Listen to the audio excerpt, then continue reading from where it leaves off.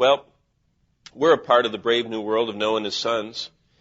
And as we look around this planet, we find that there is no remnant of mankind that can be verified that predates the world that perished in the Genesis flood. What I mean is this. There's no remaining building of any civilization. There's no pottery. There's no fragment. There's no tool. There's no giant living tree. There's no ancient fragment of writing. There's nothing on the planet that's older than 4,600 years. And that's from the scientists. Because, listen to this, all scientific study leads to the conclusion that something wiped out surface life on this planet about 5,000 years ago. 10, they say, but 5, probably. We live in this brave new world that was founded by Noah after the world that perished in the Genesis flood. And in this world, it is well known that the oldest living things on the earth are trees. Trees. Many of the giant sequoia trees that populate our west coast of our country are known to be over 3,000 years old. And except for an unusual catastrophe, these trees are immune to disease. That's why if you want to, spend a lot of money, you make something out of redwood because they don't easily get eaten by termites. And those trees, when they're standing, unless they're struck by lightning or a forest fire destroys their living layer of bark, they will live indefinitely. They are, among living things on earth, immortal appearing.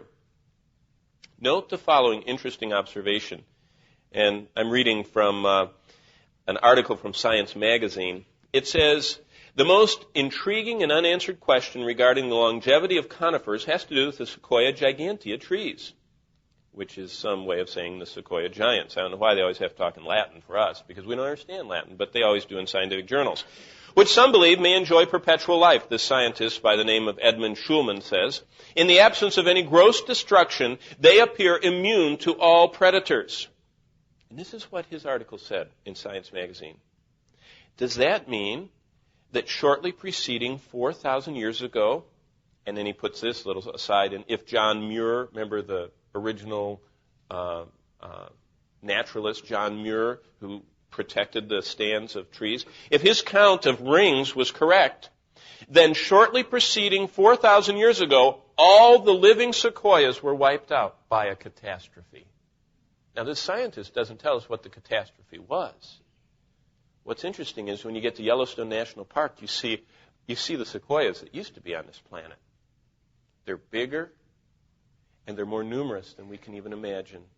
And those redwood trees are jammed through solid rock, and they're vertically through hundreds of horizontal layers of sediment. And they're standing with the sediment. Millions of years, I might add, if you're an evolutionary person.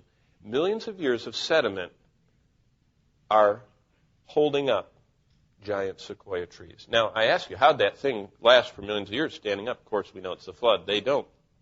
But could it be that God has left a marker that points to the world that perished in the Genesis flood? Could it be because there's no living member of the nearly immortal sequoia trees that dates past the flood of Noah? Could it be that all living things merely date back to the brave new world of Noah and his sons? Is that a marker from God? Consider the advance in the study of ancient trees. All findings that come out, even this decade, only further the proof of a recently settled brave new world. The Dendrochronological Laboratory, that means a place they study the age of trees, in Arizona, at the University of Arizona, recently discovered a stand of trees that were actually older than the sequoias. And of course, these trees are in the White Mountains of California, and they're a group of trees called bristlecone pines. Now listen to what the University of Arizona says, also not known to be a real Institute of Creation Research advocate, Listen to what they say. Only recently have we learned that certain stunted pine trees of arid highlands, not the mammoth trees of rainy forests, may now be called the oldest living things on earth.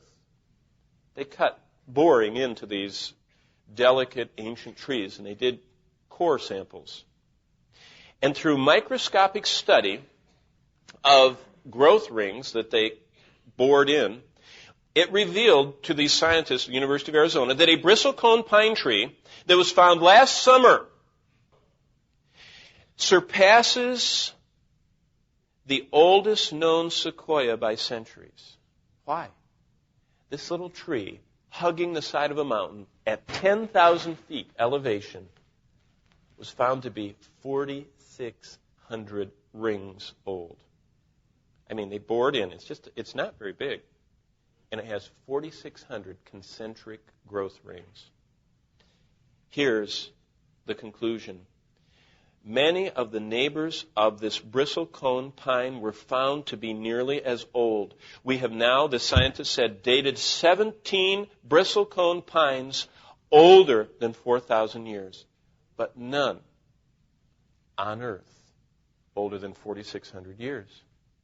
That begs the question, what happened 5,000 years ago that wiped out these immortal, no known adversary living things that endlessly live unless they're burned, or I might add, flooded out?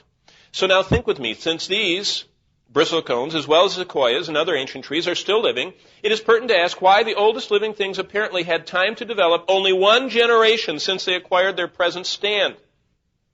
There is no record of a tree or anything being older than the reasonable date for the flood of Noah. Only God's brave new world records the dawn of God's fresh start for mankind. And the only accurate historical record you can find of the past, you're holding in your hands tonight. The only one.